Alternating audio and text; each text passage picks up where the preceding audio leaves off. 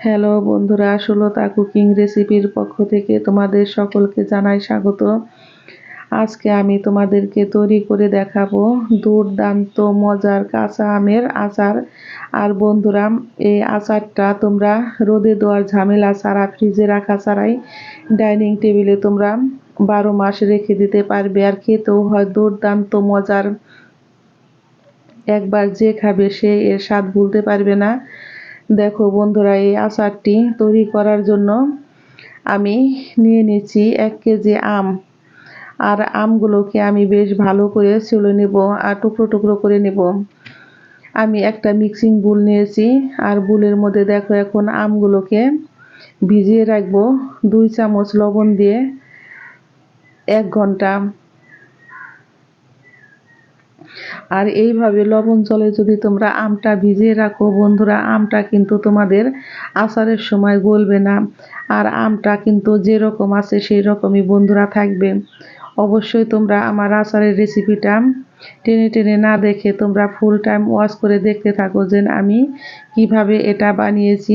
আর যদি পারফেক্টভাবে বানাতে চাও তাহলে তোমরা আমার রেসিপিটা ঠিকঠাকভাবে ফলো করতে পারো।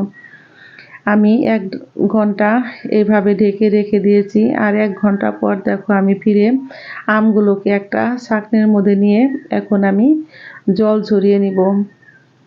আর বন্ধুরা, এই আমগুলোকে কিন্তু রোদে দিতে হবে না, ফ্যানের বাতাসের নিচেও রাখতে হবে না। দেখো আমি তোমাদেরকে আজকে পারফেক্টভাবে আমের আচার তৈরি করে দেখাবো। আর খেতেও হয় বন্ধুরা দুর্দান্ত মজার। এখন তো বাজারে প্রচুর পরিমাণে কাঁচা আম পাওয়া যাচ্ছে, আর আমের দামও কম আছে। আম ফুরিয়ে যাওয়ার আগেই বন্ধুরা এইভাবে তোমরা আচারটি বানিয়ে নিতে পারো। আমি কড়াইতে দিয়ে দিব এখন 3 কাপ পরিমাণে চিনি। আর মিষ্টিটা বন্ধুরা তোমরা তোমাদের পছন্দ অনুযায়ী খাবে। কেউ মিষ্টি একটু বেশি পছন্দ করো, কেউ একটু কম পছন্দ করো, কিন্তু এই আচারে এইভাবে একটু মিষ্টিটা হলেই খেতে বেশ ভালো লাগে। এখন আমি এর মধ্যে দিয়ে দিচ্ছি এলাচ, দারচিনি আর একটা তেজপাতা। এখন আমি দিয়ে দিব ভিনেগার। আর অবশ্যই বন্ধুরা তোমরা এই আচার তৈরিতে ভিনেগারটা অবশ্যই দিবে। দেখো আমি 1 কাপের একটু বেশি ভিনেগার দিয়েছি। এখন ভিনেগার দিয়ে আমি চিনিটাকে অনবরত নেড়ে চেড়ে নিব। আর এর মধ্যে দিয়ে দিচ্ছি 1 চা চামচ পরিমাণে লবণ।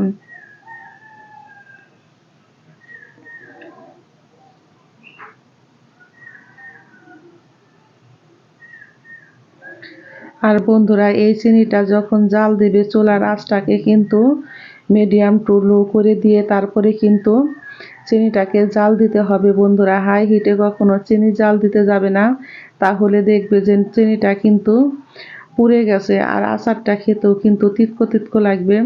সেই জন্যে তোমরা চুলার আঁচের দিকেও একটু খেয়াল রাখবে। আর এইভাবে দেখো আমি অনবরত নেড়ে এখন চিনিটাকে গালিয়ে নিব। আমি এখন এর মধ্যে দিয়ে দিব অল্প পরিমাণে একটু হলুদের গুঁড়া। বন্ধুরা, আমার হলুদের গুঁড়াটা স্কিপ হয়ে গেছে। এখন আমি এর মধ্যে দিয়ে দিব দেখো কেটে রাখা আমগুলো। আর আমগুলো দিয়ে কিন্তু আমি এখন অনবরত নেড়ে আচারটাকে তৈরি করে নিব। বন্ধুরা, আমার এই আচারের রেসিপিটা যদি তোমাদের ভালো লেগে থাকে তাহলে অবশ্যই একটা লাইক করবে, কমেন্ট করবে, শেয়ার করবে। আমার পরিবারের যারা নতুন বন্ধু আছো তারা আমাকে একটা সাবস্ক্রাইব করতে ভুলবে না। আমার নতুন বন্ধু, পুরাতন সকল বন্ধুকে জানাই অসংখ্য অসংখ্য ধন্যবাদ। বন্ধুরা, তোমরা সকলেই ভালো থেকো, সুস্থ থেকো। এখন আমি দিয়ে দিব এর মধ্যে আবারও একটু হলুদের গুঁড়া, কারণ হলুদের গুঁড়াটা আমার কাছে মনে হচ্ছে একটু কম হয়ে গেছে, সেই জন্যে।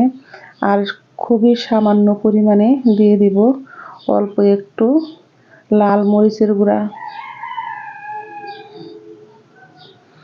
এখন দেখো আমি সব কিছু ভালো করে মিশিয়ে আমটাকে কিন্তু বেশ ভালো করে জাল দিয়ে নিব। আর বন্ধুরা, আজকে আমি তোমাদেরকে তৈরি করে দেখাবো তেল ছাড়া আমের আচার। আর তেল ছাড়া আমের আচার খেতে যেন হয় বন্ধুরা দুর্দান্ত মজার। আমি দেখো আমগুলোকে কিন্তু অন্য একটা পাত্রে ঢেলে নিয়েছি। আর আমগুলো কিন্তু দেখো আমার একদম পারফেক্ট ভাবে আছে, কারণ একটা আমও কিন্তু আমার গলে যায়নি। আর আমগুলো বন্ধুরা এরকম করে বানিয়ে রাখলে খেতে হয় দারুণ মজার।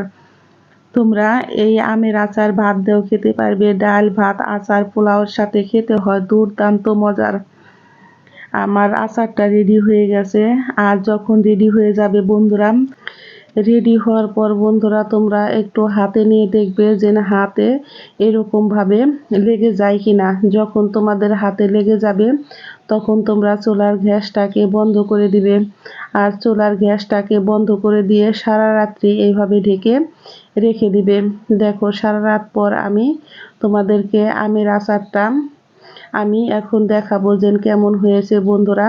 দেখো আমের আচারটা কিন্তু আমার একদম পারফেক্ট ভাবে তৈরি হয়ে গেছে।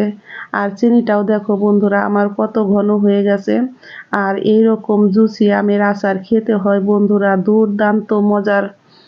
আমি তোমাদেরকে দেখো উঠিয়ে দেখাচ্ছি, প্রত্যেকটা আম কিন্তু আমার একই রকম আছে। তেল মশলা ছাড়া কাঁচা আমের আচার বন্ধুরা খেতে যেন এত দারুণ মজার হয়, যে খাবে সেই তোমার প্রশংসা করবে। আমি এরকম ভাবে দেখো সবগুলো আচার এখন তুলে নেব। আজকে আমি তোমাদেরকে দেখাবো কাঁচের জার ছাড়া কিভাবে তোমরা আমের আচার সংরক্ষণ করে রাখতে পারবে সারা বছর। আমি একটা প্লাস্টিকের আইসক্রিমের বক্স নিয়েছি। আর বক্সের মধ্যে দেখো আমি এখন আমগুলোকে রেখে দেব। আর এই আমগুলো বন্ধুরা তোমরা ফ্রিজে ছাড়া রোদে দেওয়ার ঝামেলা ছাড়াই সারা বছর তোমরা এইভাবে বক্সে করে সংরক্ষণ করে রাখতে পারবে। সকলেই বন্ধুরা ভালো থেকো, সুস্থ থেকো। আমি আবারও ফিরবো নতুন নতুন কোনো রেসিপি নিয়ে। সকলকে জানাই অনেক অনেক ধন্যবাদ।